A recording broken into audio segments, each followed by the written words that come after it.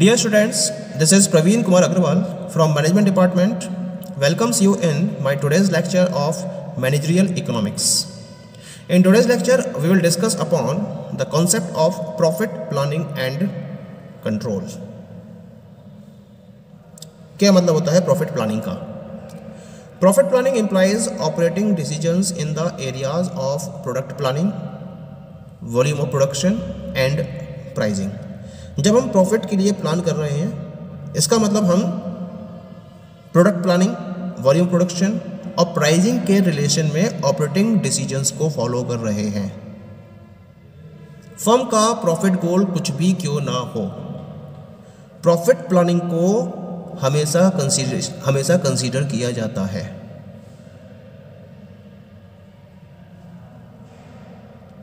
क्योंकि प्रॉफिट जो है वो डिपेंड करेगा फर्म के प्रोडक्ट की एक्सपेक्टेड डिमांड पर, इसकी कैपेसिटी पर, जिसके बेसिस पर यह डिमांड को मीट कर सकती है, और इसकी कंप्लीट कॉस्ट पर।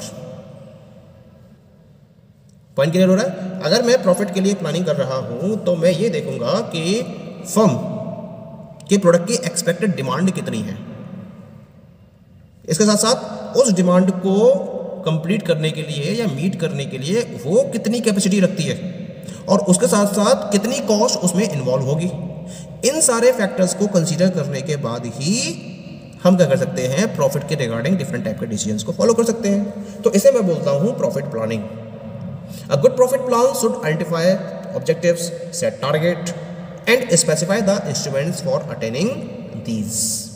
यानी पहले आपको ऑब्जेक्टिव को आइडेंटिफाई करना है, उसके बाद आपको टारगेट सेट करना है, और फिर एक आपको स्टैंडर्ड सेट करना है या इंस्ट्रूमेंट्स को स्पेसिफाई करना है जिनके बेसिस पर आप इन ऑब्जेक्टिव्स को अचीव कर सको। तो ये एक गुड प्रॉफिट प्लान कहलाता है। अब बात आती है कि प्रॉफिट के प्लानिंग के लिए और उसके कंट्रोल के लिए हम किन किन अप्रोचेस को यूज कर सकते हैं। तो यहां मैं 3 अप्रोचेस को डिस्कस करूंगा आपसे। The very first approach is profit budget, second approach is profit forecasting and third approach is break even analysis. तो हम पहले फर्स्ट अप्रोच की बात करते हैं, and this approach is the profit budget. क्या मतलब है प्रॉफिट बजट का? बजट का मतलब होता है पहले से ही आपको यह प्री डिसाइड करना है about the expenditure and income of the firm, तो उसे हम बजट का नाम देते हैं। Profit budget enables managers to plan, coordinate and control the firm's activities. Firm की एक्टिविटीज़ को प्लान करना है, उसे कोऑर्डिनेट करना है, या फिर उसको किस तरह से कंट्रोल करना है, इसके रिगार्डिंग जो प्रॉफिट बजट है वो एक मैनेजर को प्रॉपर डायरेक्शन प्रोवाइड करता है।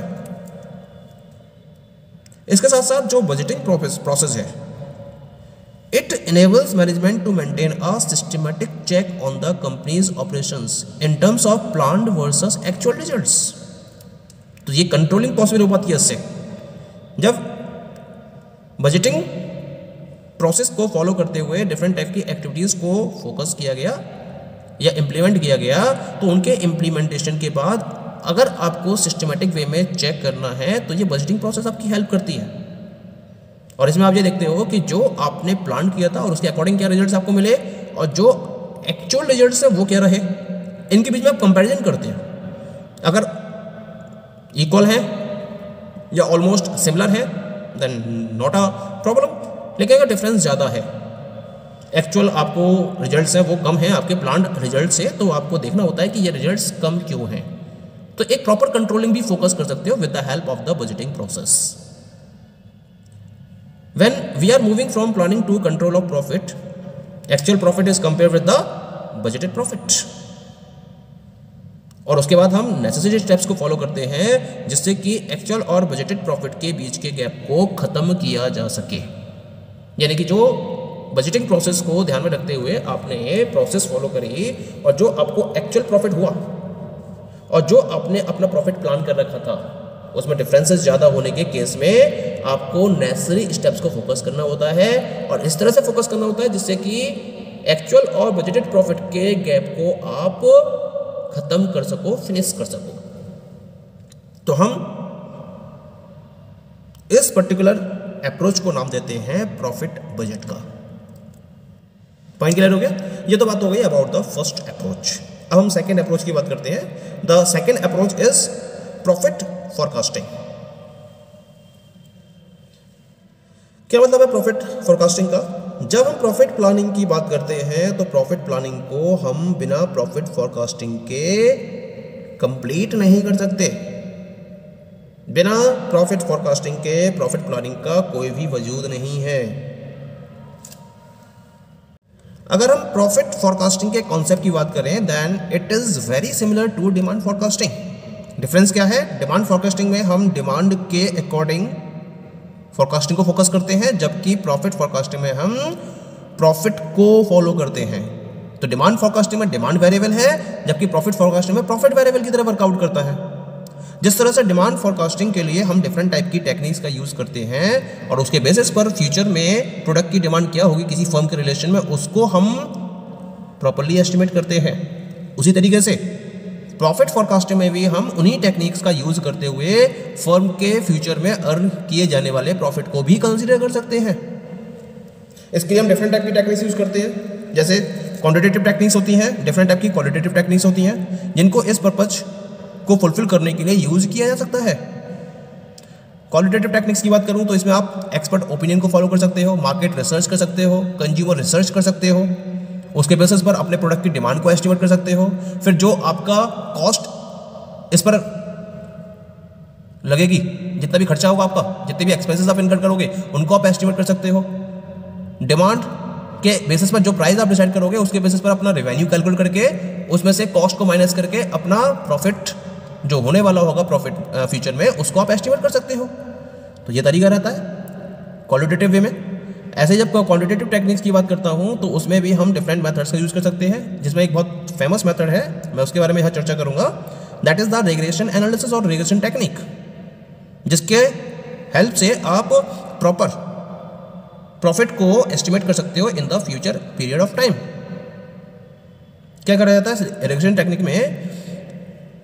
फर्म के प्रॉफिट और जो उसके अदर एक्सप्लेनेटरी वेरिएबल्स हैं, कौन कौन से वेरिएबल्स हैं, जैसे एंटिसिपेटेड सेल्स वॉल्यूम है, प्राइस है, कॉस्ट है, इनको कंसीडर करते हुए एक रिलेशनशिप को एस्टेब्लिश किया जाता है, या हम कह सकते हैं फंक्शनल रिलेशनशिप को एस्टेब्लिश किया जाता है।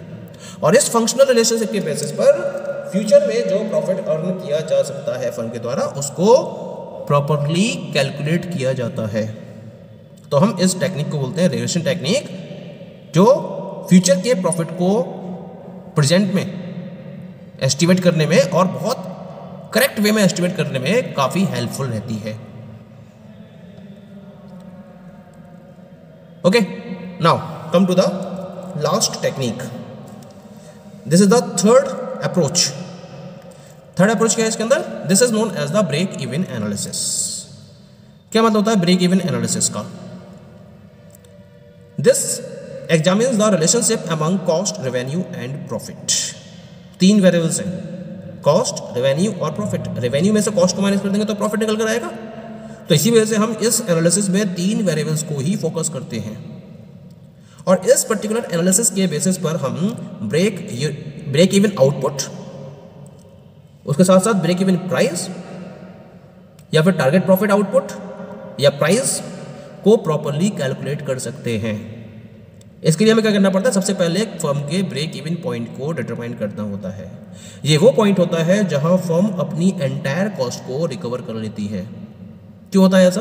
क्योंकि जब फर्म अपने ऑपरेशंस को स्टार्ट करती है तो उसकी सेल्स बहुत कम होती है, धीरे धीरे उसकी सेल्स क्या है, बढ़ती चली जाती है with the efforts of the organisation. लेकिन स्टार्टिंग में जो उसकी कॉस्ट है वो ज़्यादा रहती है और उसका जो रेवेन्यू है वो कम रहता है। एक पर्टिकुलर टाइम पीरियड के बाद जो उसका टोटल कॉस्ट है वो उसके टोटल रेवेन्यू के बराबर हो जाता है। तो जब उसकी सारी कॉस्ट रिकवर हो जाती है, ऐसे पर्टिकुलर पॉइंट को हम उस फर्म का ब्रेक इवन पॉइंट कहते हैं। और उस पॉइंट के बाद फर्म का रेवेन्यू एक्सीड होता है उसकी कॉस्ट से, तब वो प्रॉफिट की सिचुएशन में आती है। तो इसी वजह से हमें हर फर्म के ब्रेक इवन पॉइंट को कंसीडर करते हुए उसके प्रॉफिट को एनालाइज करना होता है। तो हम इस स्टडी को बोलते हैं ब्रेक इवन एनालिसिस। किस तरह से फॉलो किया जाता है इसको हम एक रिलेशन एस्टेब्लिश करके रिप्रेजेंट कर सकते हैं। It means that in situation of break even point total revenue will be equal to total cost. It means T R is equal to T C. T R का मतलब क्या होता है? Price per unit into number of units demanded, that is P into Q, and total cost is equal to fix cost plus variable cost. यह हम कह सकते हैं, फिर वेरिएबल कॉस्ट को हम लिख सकते हैं क्या? Average variable cost multiplied by output, या total number of units demanded या सोल्ड। जितनी नंबर ऑफ यूनिट सेल की गई हैं, अगर मैं उसको एवरेज वेरिएबल कॉस्ट से मल्टीप्लाई कर दूंगा तो वेरिएबल कॉस्ट निकल कर आएगा। तो हमारी क्वेश्चन आएगी P into Q is equal to F C plus A B C into Q. अब मैं इस A B C into Q को लेफ्ट साइड में कंसीडर करता हूँ, तो ये माइनस हो जाएगा, सब्ट्रैक्ट हो जाएगा। पी क्यू में से P Q minus A B C into Q is equal to F C. P common ले लिया इसमें से हमने, सॉरी क्यू कॉमन ले लिया, और जब क्यू कॉमन ले लिया तो ब्रैकेट में बचेगा P minus A B C, and this is equal to F C. It means Q is equal to, इसको हम एफ सी के अपॉन में ले जाएंगे राइट साइड में, तो ये अपॉन में जाएगा इसके F C upon P minus A B C. तो यहाँ पर जो क्यू है वो break even volume of output को रिप्रेजेंट कर रहा है, जिसको हम क्यू वी से रिप्रेजेंट करते हैं। यानी कि जो ब्रेक इवन पॉइंट है उस पर जो लेवल ऑफ आउटपुट है उसको हम break even volume of output का नाम देते हैं। And it will equal to fix cost upon price per unit minus average variable cost. इस तरह से हम break even volume of output को कैलकुलेट कर सकते हैं। अब बात आती है कि हमें अगर ब्रेक इवन वैल्यू ऑफ या ब्रेक इवन सेल्स को डिटरमाइन करना हो तो इसके लिए क्या फॉर्मूला अडॉप्ट होगा? सेल्स आपको कैलकुलेट करनी है तो इसके लिए आपको प्राइस पर यूनिट को मल्टीप्लाई करना पड़ेगा break even volume of output से, यानी कि P into Q V. It means that S B is equal to P into, और क्यू बी का फॉर्मूला है आपके पास, that is F C upon P minus A B C, as you are looking here. ठीक है, P यहां से common ले लिया तो 1 minus A B C upon P हो जाएगा ये। ठीक है, इस P से ये P कैंसिल हो जाएगा तो आपको मिल जाएगी value F C upon 1 minus A B C upon P. अब इसको मैंने दोनों तरफ Q से मल्टीप्लाई कर दिया। A B C into Q represent करेगा टी वी सी को, और P इंटू क्यू रिप्रेजेंट करेगा टी आर को, तो हम इसे लिख सकते हैं 1 minus T V C upon T R. लेकिन क्या है कि इकोनॉमिक्स में P minus A B C upon P को हम लिखते हैं equal to 1 minus T V C upon T R, और इसे हम बोलते हैं कंट्रीब्यूशन मार्जिन पर यूनिट। इसका मतलब जो एस बी है उसकी वैल्यू हो जाएगी fix cost upon contribution margin per unit के बराबर, और इस तरह से हम ब्रेक इवन सेल्स को भी कैलकुलेट कर सकते हैं। ग्राफिकल रिप्रेजेंटेशन क्या रहेगा इसका, इसके लिए हम नेक्स्ट लेक्चर में इसके रिगार्डिंग डिस्कशन को कंप्लीट करेंगे। Okay, thank you.